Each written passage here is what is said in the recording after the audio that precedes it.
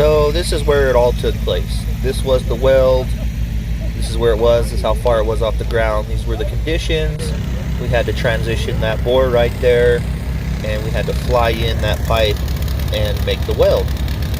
It wasn't an easy task, but we ended up getting it done, and I actually walked away with a repair. Wasn't really too happy about it. They said it was a blow through.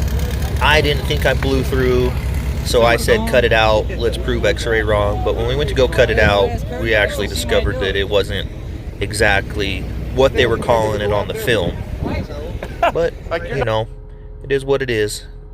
Muddy conditions, tight spots, different helper that isn't used to you. All these things kind of go into factor, being too hot, everything. You have to take everything into account.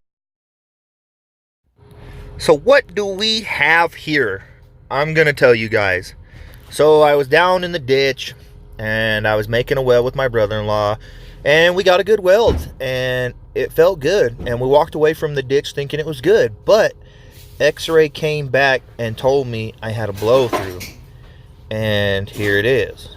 Now, this isn't a blow through actually, guys. What this is a suck back. So what happened was either I fired up too hot, or my bead was grinded too much. Now look at there, see that? That is actually a little bit of internal undercut.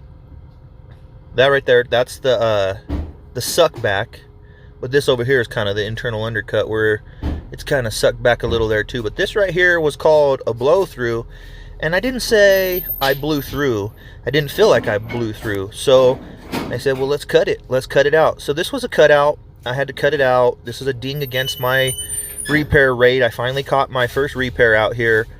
This was actually a couple weeks ago. I've just kind of been holding on to this coupon kind of, you know, for information and demonstration and explanation to kind of show you guys, you know, what it looks like out there. You know, you're allowed so much IP, which is incomplete penetration, but your goal is always to have full penetration. You know, you want to be sure that you break down both walls and that you're getting a full penetrated weld. This side right here, this is my brother-in-law's side. He did a real good job. He's a real good welder, and yeah, we're just out here doing what we do. I didn't have my helper this day. Actually, I had a fill-in helper, and I'm not going to blame that other helper for grinding it too thin, but it might have been maybe just a tad too thin, or I just might have just fired up just too hot. And you know, that right there, and that could have been caused from, you know, being too hot and coming across the bottom where it sucked it back as well. But what they called me for was a blow through, but it was suck back, and it's a repair, and now I got a ding on my repair rate. It is what it is, you know. It is what it is.